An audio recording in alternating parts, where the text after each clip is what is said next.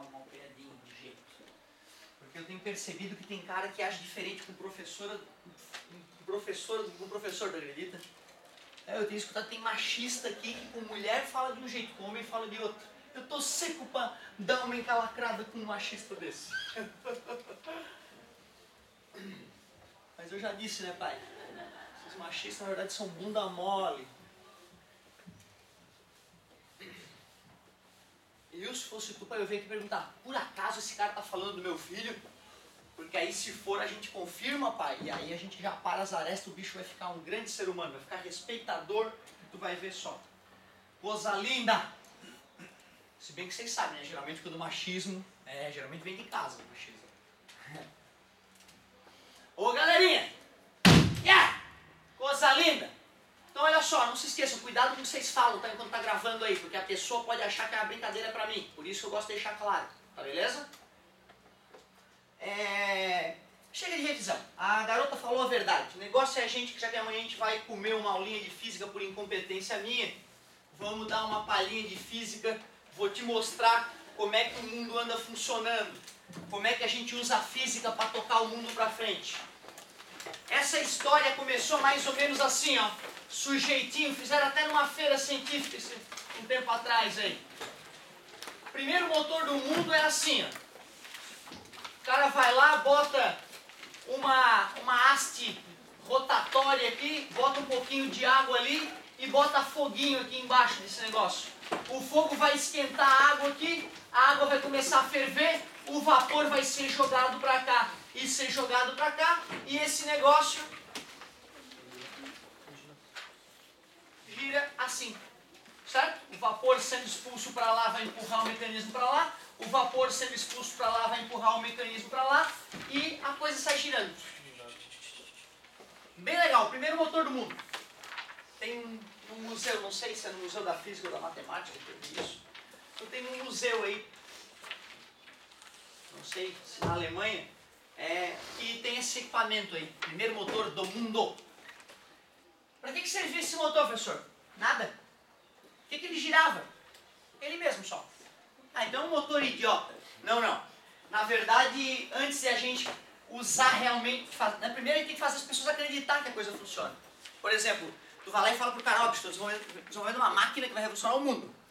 Tu vai tacar fogo lá num lugar e ela vai se movimentar, ela vai fazer as coisas acontecerem. Não vai mais precisar pagar as pessoas para quebrar pedra. A máquina vai quebrar pedra para ti, tu só vai ter que botar fogo num lugar lá, tacar carvão, fogo e pronto, a máquina vai funcionar. Se isso nunca existiu, a pessoa que anuncia isso pela primeira vez, ela tem grande chance de passar por mentirosa. Mas ela não tem dinheiro para construir a máquina, ela precisa de um cara endinheirado para jogar dinheiro e falar, não, vamos construir essa máquina e vamos vender junto, vamos ganhar dinheiro junto. Então tu vê, para tu ter um investidor, eventualmente precisa mostrar, provar que realmente o princípio funciona.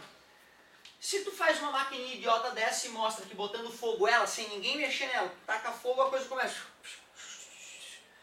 Talvez seja a motivação que falta para provar. Olha só como esse mecanismo, como o fogo pode gerar movimento. Essa era a ideia. A potência, teve um cara depois que desenvolveu um trabalho já finalizando, digamos assim, o que a gente conhece hoje sobre máquinas térmicas.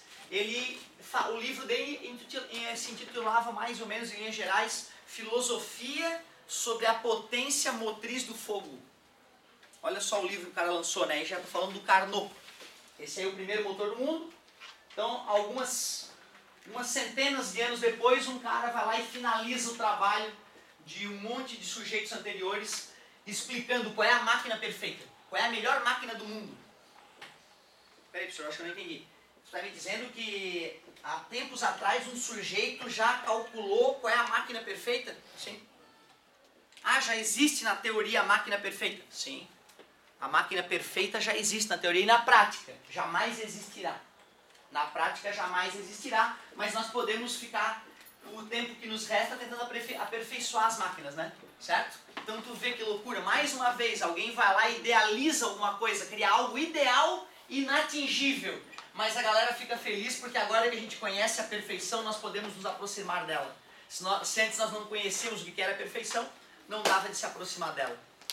Então olha que legal, a partir da aula de hoje nós entenderemos como é que o mundo está sendo tocado para frente através das máquinas térmicas.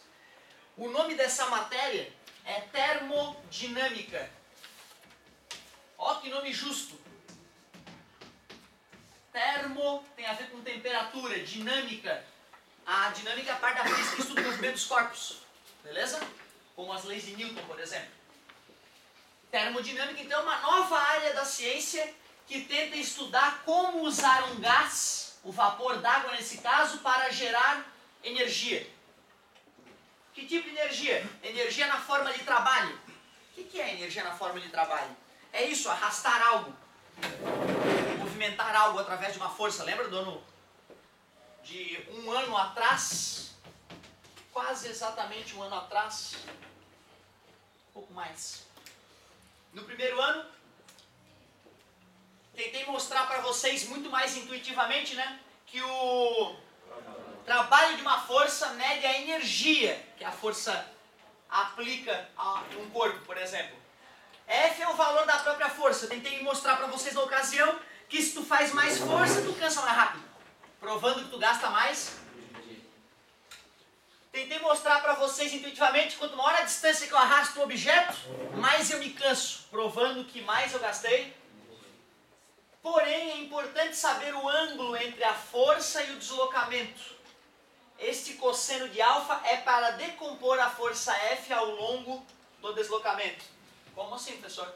A caixinha, lembra a caixinha? A primeira caixinha que a gente aplicou uma forcinha nela e ela se deslocou até o ponto, uma distância D à frente. Esse é o ângulo entre a força e o deslocamento.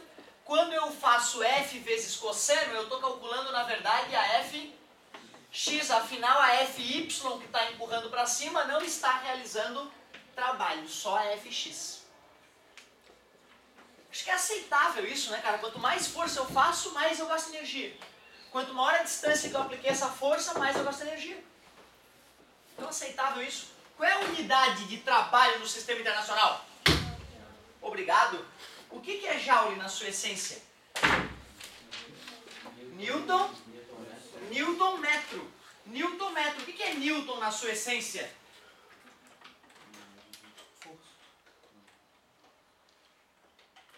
Entendeu, né? Brincadeirinha que eu gostei, a galera tá ligada, cara. Tô orgulhoso. Força é Newton, distância é metro, logo Joule é Newton metro. Mas Newton não é uma unidade fundamental. Newton é uma unidade derivada, é composta já, né? Aí eu perguntei, quem é Newton? Isso. Newton, que é força, lembrem-se que dos colchetes para fazer análise dimensional, massa é quilograma e aceleração é metro por segundo ao quadrado. Tudo bem para vocês?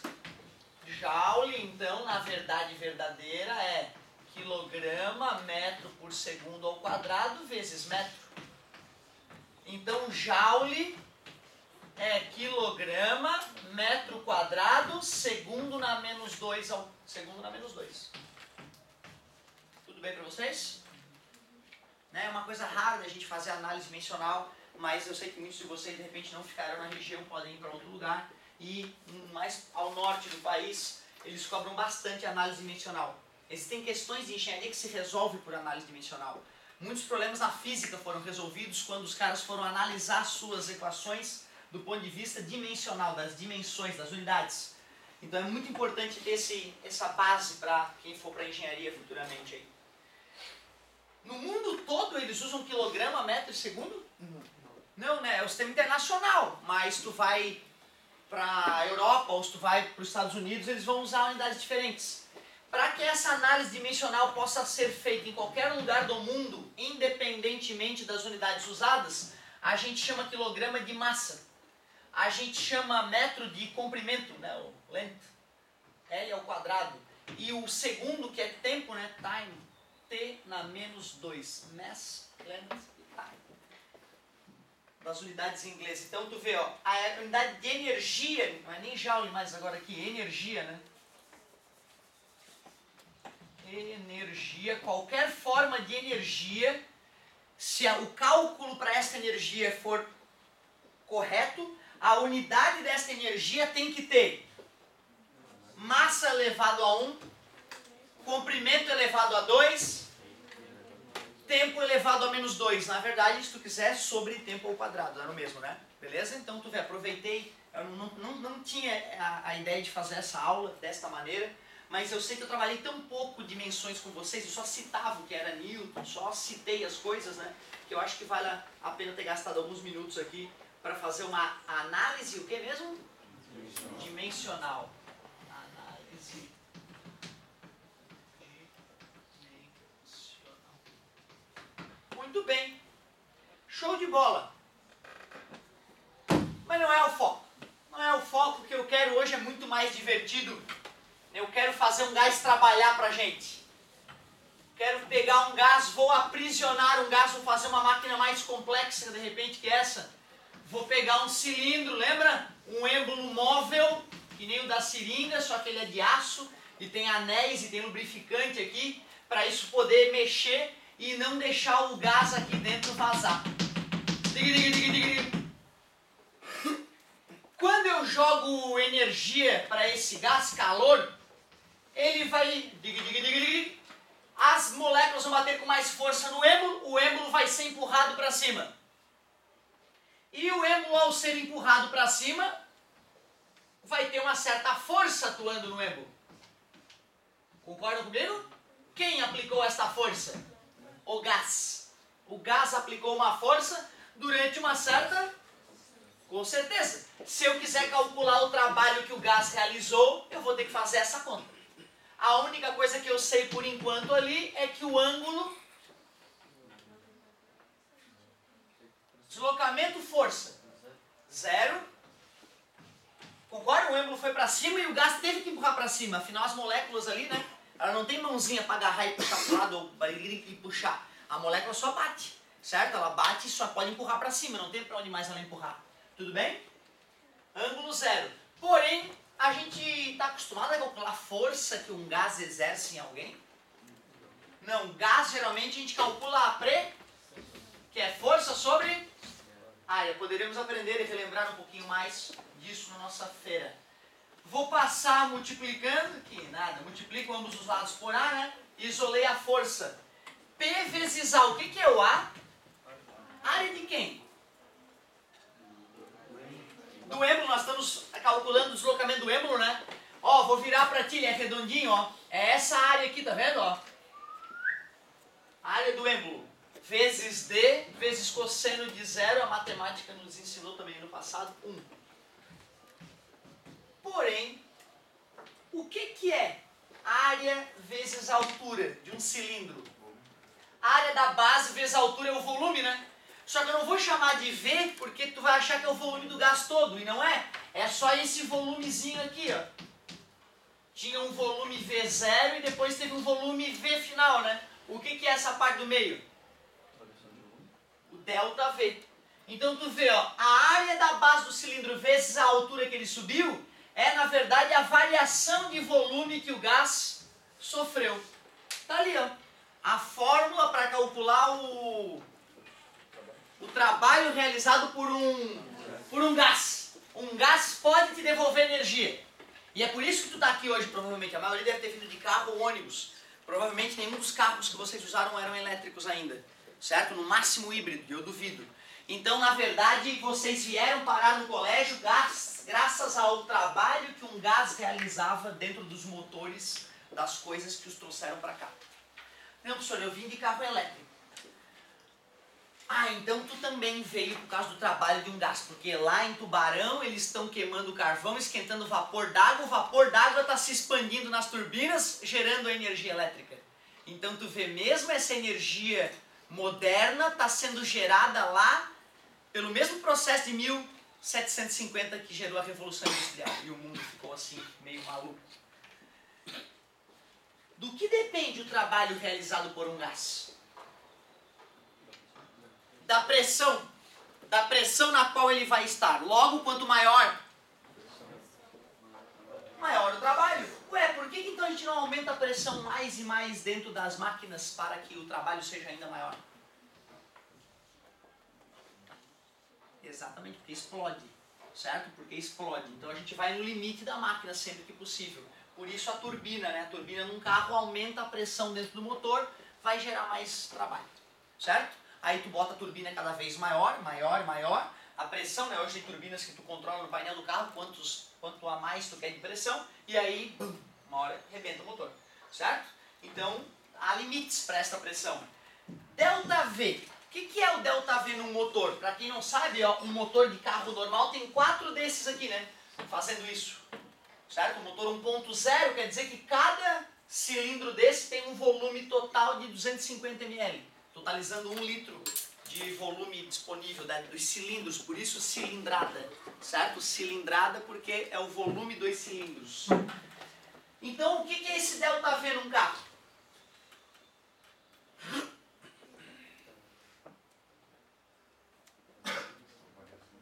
É a variação de volume que ocorre no cilindro.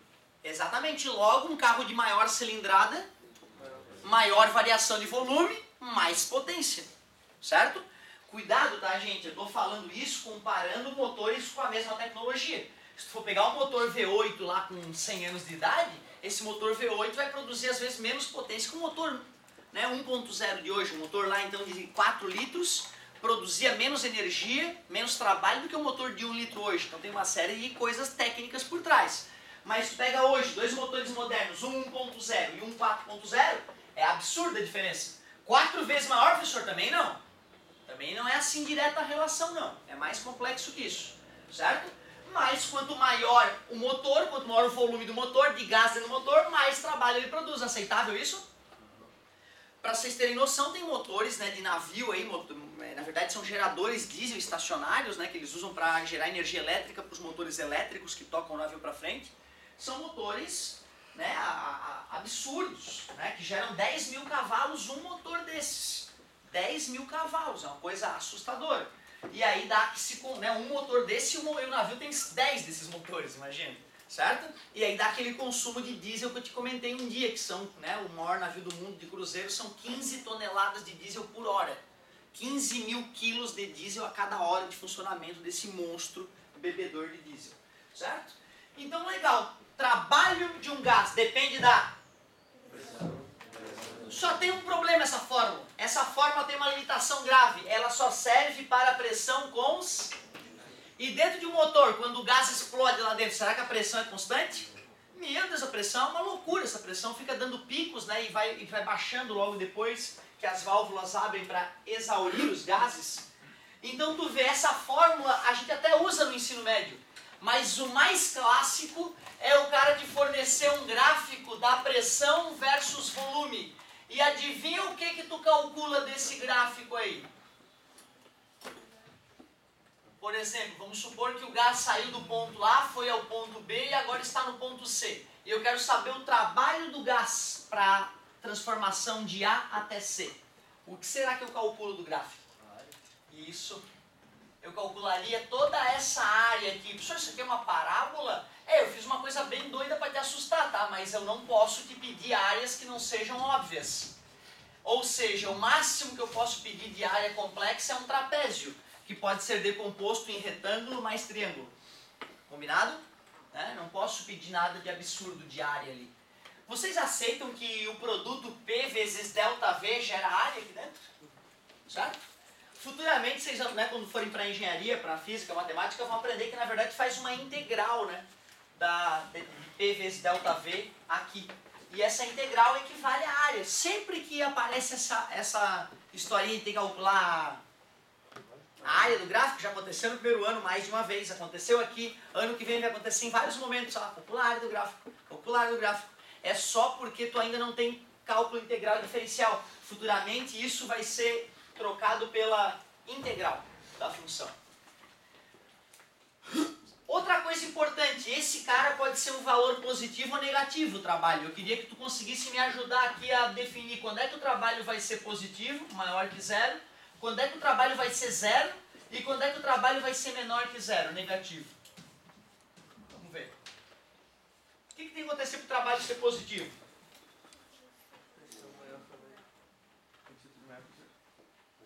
A gente poderia imaginar que poderiam ser os dois negativos, né? Mas o volume tem que aumentar.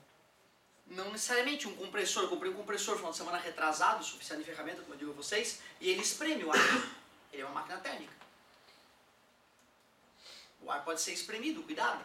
Aliás, não se esqueçam, hein? Antes do o motor normal explodir lá o gás, combustível, oxigênio com a faísquinha, né? Bum, ele espremeu o gás antes. Então tu vê, um motor tem uma fase que ele trabalha como compressor antes de bum, para poder aproveitar justamente melhor a explosão. Se eu queimo gás, queimo vapor de gasolina com oxigênio sem estar espremido, eu não aproveito tanto a energia. Então é importante essa taxa de compressão, estar espremido antes de explodir. Mas a ideia é a seguinte, galerinha, a pressão é as moléculas se chocando contra alguma coisa, não é isso? Então o que seria uma pressão negativa? Não faz sentido, né? A molécula bate, se agarra na parede e puxa, em vez de empurrar. A molécula, como eu acabei de dizer, não tem mãozinha. Tudo bem para vocês? Pressão absoluta negativa não existe. Ou seja, esse número sempre será um resultado o P, né? Eu estou falando do P exclusivamente, certo? Porém, eu posso forçar a barra para criar uma pressão negativa, quer ver? Eu posso forçar.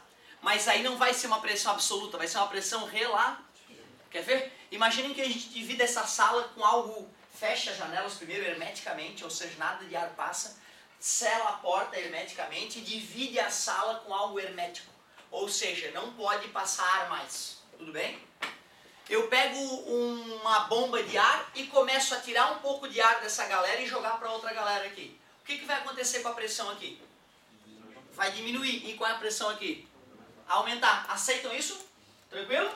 Agora, imaginem que eu um dia fico muito famoso a ponto de poder dar nome para as coisas. Como assim, professor? Eu vou criar a minha escala de pressão, Otávios. A escala de pressão Otávios.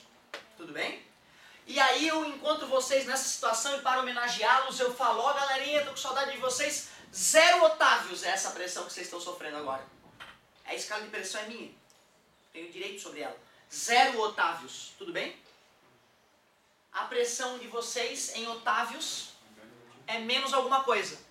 Tranquilo, galera? Tô te falando isso porque um dia tu vai ler alguma coisa sobre uma pressão negativa. Essa pressão negativa só ficou negativa porque está sendo comparada com uma outra pressão.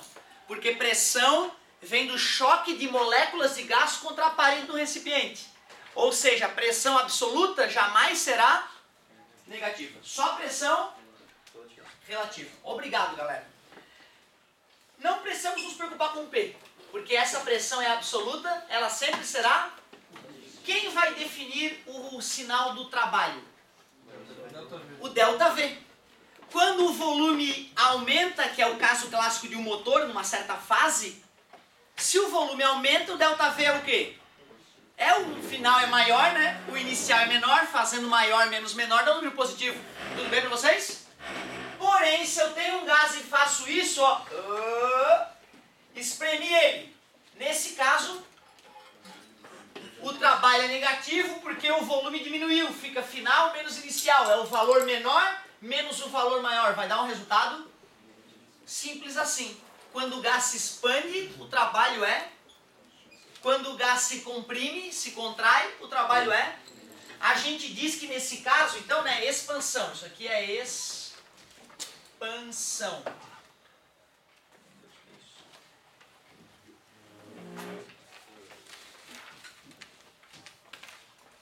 Tá certo?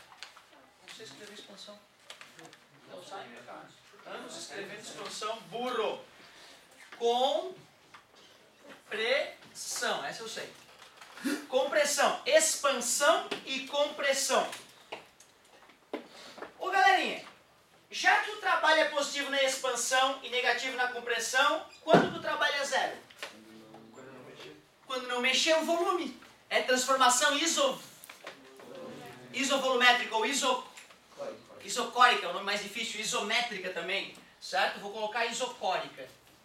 Na isocórica não vai ter trabalho, com certeza. Outra coisa, a gente fala nessa hora que o gás realiza trabalho sobre o meio. Tecnicamente, né? O gás realiza trabalho sobre o meio. Que meio, professor? O meio em volta dele. Então, o que seria a compressão? É verdade. Icórica. Isocórica. Obrigado, amigo. O gás realiza trabalho sobre o meio. Então, o que eu escreveria aqui na compressão? O meio realiza trabalho sobre o gás, ou ainda o gás sofre trabalho. Beleza? Do meio. Sem problema nenhum. Adorei a participação. Foi perfeito. O gás realiza trabalho sobre o meio, o meio realiza trabalho sobre o gás. Nesse caso, o gás fornece energia. Nesse caso, o gás recebe energia. Ele perde aqui. Tu viu que perigo? Isso é que é uma coisa perigosa, cara. Que bom que aconteceu isso. É isso que a galera quer tentar sacanear o aluno. Então, cuidado. Quando a gente está falando do sinal do trabalho de um gás, nós estamos pensando na gente. Positivo é quando nos favorece. Ele nos devolveu energia. O gás em si perdeu nesse caso. Sacou? Quando eu digo trabalho negativo, é que eu gastei energia para poder fazer alguma coisa com o gás. Para o gás, teoricamente, foi bom. Ele ganhou energia. Né?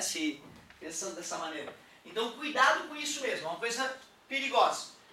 Mas agora eu já tenho as ferramentas para te explicar como é que o mundo funciona de verdade. E é triste a notícia é muito triste. Então assim, ó, nós já sabíamos do estudo dos gases que tem o U. O U, o que é o U mesmo? A energia interna de um gás, que é do tipo cinética.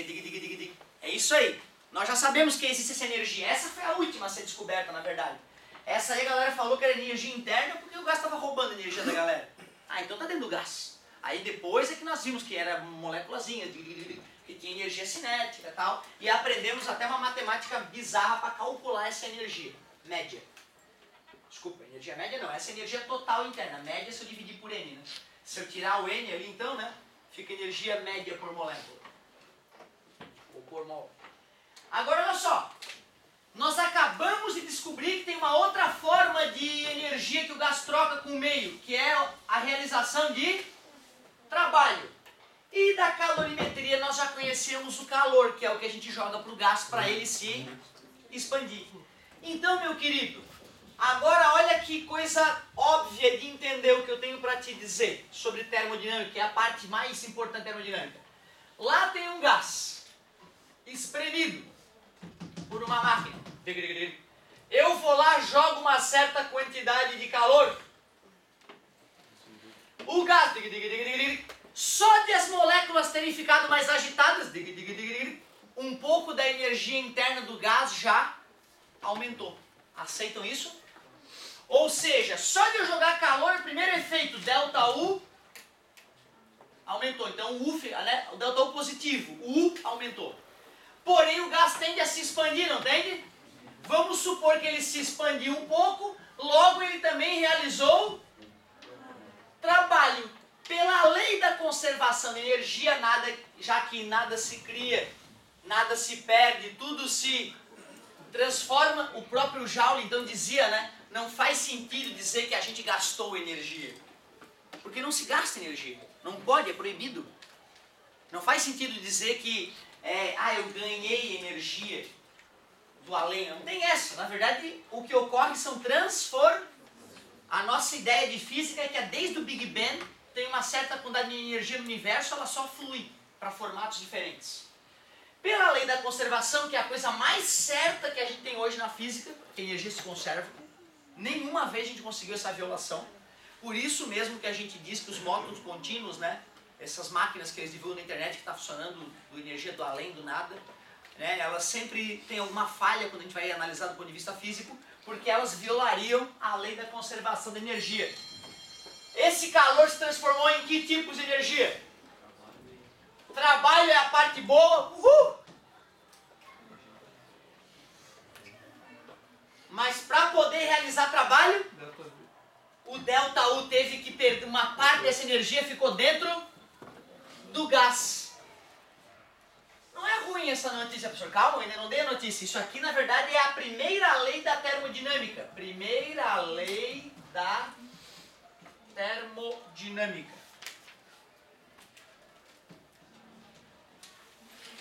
A notícia ruim é que nos motores de hoje, mais moderninhos, a gente joga uns 1000 joules de energia química da gasolina e realiza um trabalho de uns 350 joules. Motor bom. Ou seja, o resto ficou dentro do... E o que a gente faz com gás? Joga pelo cano de escape para a atmosfera. Engraçado, a galera fala do aquecimento global, dos gases do efeito estufa, mas eles não falam do calor que cada maldito automóvel joga na atmosfera para poder funcionar. Isso mostra que o rendimento de motor é da ordem de 35%. O que eu estou te dizendo, meu querido, que a cada 100 reais de combustível que teu pai abastece, tirando os impostos já, só 35 pila o carro aproveita. Tirando os impostos. Que é muito mais da metade do que tu já paga. E o motor elétrico, professor? O motor elétrico chega a aproveitar 90% ou mais. Por isso que vocês dirigirão carros elétricos na vida adulta de vocês, muito provavelmente. Certo? A máquina de combustão interna, máquinas térmicas, em laboratório, assim, com todos os aproveitamentos ninja, o cara chega em 70 e poucos por cento de aproveitamento. Então tu vê, né, cara, não é quase impossível competir com o motor elétrico que dá 95% de aproveitamento. Certo? Depois a gente continua daí. Muito obrigado pela paciência e pela atenção.